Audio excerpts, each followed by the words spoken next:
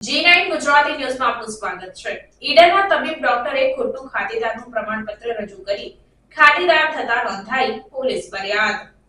રાજ્યમાં ખોટા દાખલાઓ અને ખોટી કચેરીઓ બાદ બોગસ દાખલા કાઢવાનું પણ કૌભાંડ પકડાયા બાદ પણ હજુ કેટલાક ખોટા પુરાવાના આધારે સાચા પુરવાર તરીકે બહાર આવતા આવું કરનાર આરોપી વિરુદ્ધ પોલીસ ફરિયાદ નોંધાવા પામી હતી.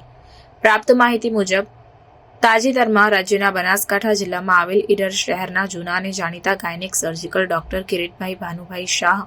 જેઓની ઈડર શહેરમાં વલાસણા રોડ તરફ આવેલ